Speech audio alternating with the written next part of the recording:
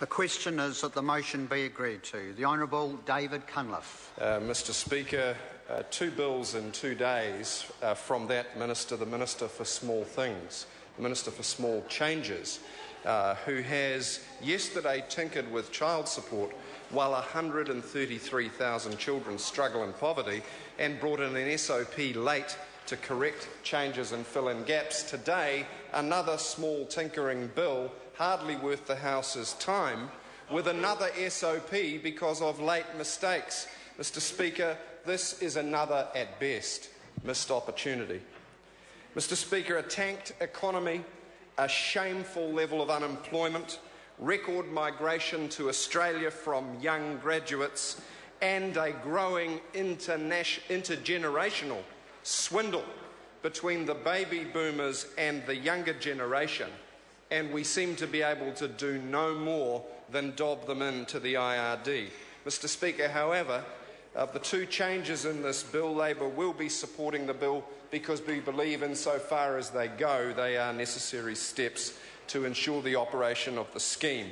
But the bill, sir, gets an epic fail for what it does not do. Mr Speaker, by way of illustration, let us consider 2 individual cases, hypothetical though it may be. The first is old Peter, the current Minister of Revenue, who was born on 17 March 1954. He's a good bloke. He's 58 years and 11 months old. He's an older baby boomer, and because of that good fortune, he likely paid nothing at all for his tertiary education. Old Peter has been drawing a minister's salary for 7 long years now, and in just over 6 years he'll also be pocketing national superannuation. Like many of his generation, it's a charmed life, and certainly when compared to students currently struggling in his Oharu electorate who are mortgaged to the hilt before their adult lives have even begun. And for what?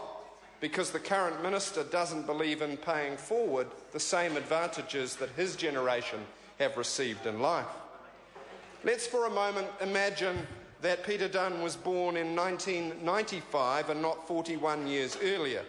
Let's assume that this hypothetical young Peter wanted to get to the same place in life as his predecessor's namesake with the same education. Peter Dunn has a 3-year BA, 1-year honours and an MA from Canterbury University. That's 5 years full-time study for young Peter if he's especially diligent, and all in political science if the House really wants to know. Canterbury's undergraduate's arts fees are $5,512.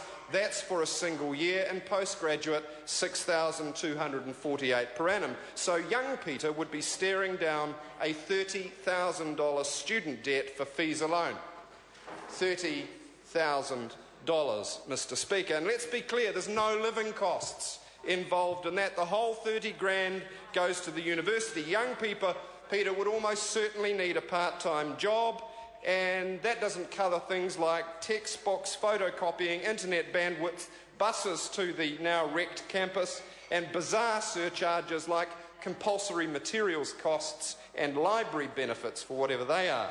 So forget about board rent or eating, young Peter. We are talking here about the absolute minimum funds needed for his degrees.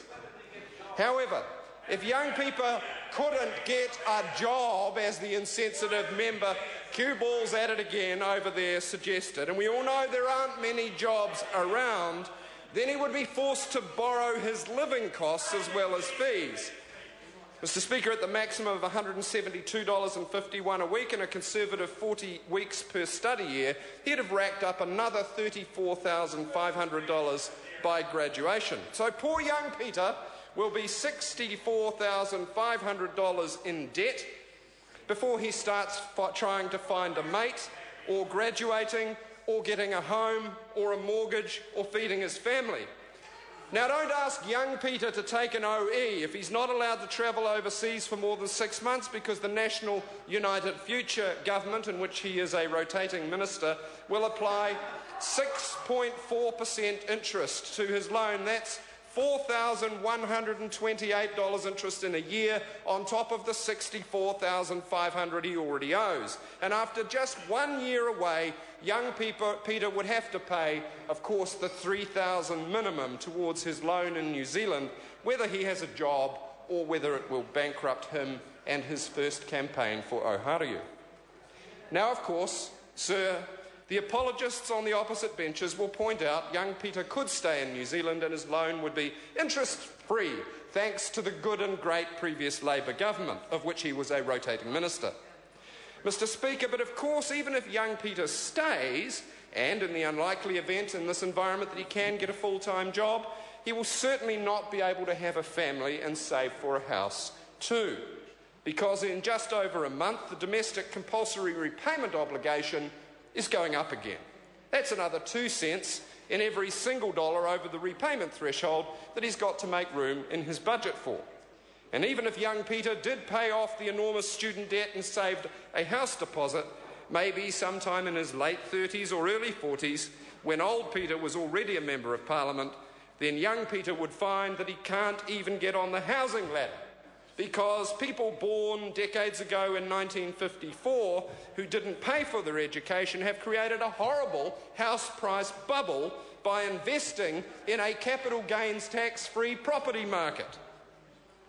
But fair credit to Peter Dunn.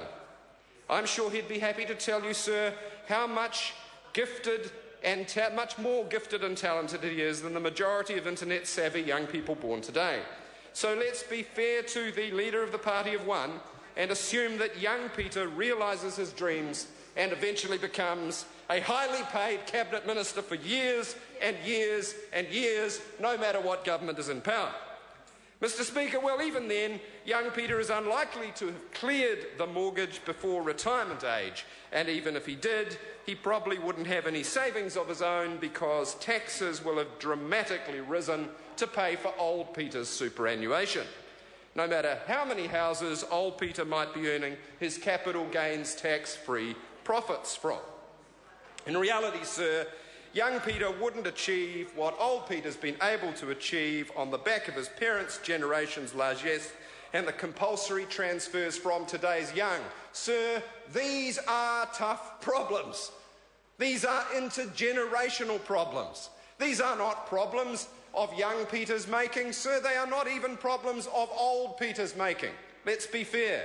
They are problems that have built up over a generation in which the baby boomers have done quite nicely, thank you, and our young people today are bolting for the departure gates because they do not share the same opportunities. And sir, in the face of that intergenerational cheat, what have we got? In response to a student loan scheme that's creaking to the point of failure, Mr. Speaker, and after years of hard work, this minister has been toiling at it across successive governments, we have today's bill. And what does it do? 2 minor tinkering changes, which of course, although they require the assent of the House, are barely worth the time of debate, while the underlying issues go unaddressed by a government that has got the worst economic record in 50 years, high unemployment, high immigration, a generation without hope, and a baby boom that is complacent, slumbering on the government benches while New Zealand slips and slides its way to perdition. Mr. Speaker, never was on top of the bus. You should look more carefully. Mr. Speaker, young Peter received a subsidised free education from the state. Young Peter has had a successful career. Old Peter's had a successful career. Old Peter had the free education. Old Peter will have gold-plated superannuation. Young Peter will have to struggle his way through university. Young Peter's been loaded up with a mortgage before he's bought his first house. Young Peter will be no better off after the changes made by the House today. Mr. Speaker, we have a generation of young people growing up in this country who expect better from their government. and in less than 2 years they will get it. I call Todd McClay. Thank you very much. I think that last speech was exactly what Charles Chauvel was talking about in his speech last night.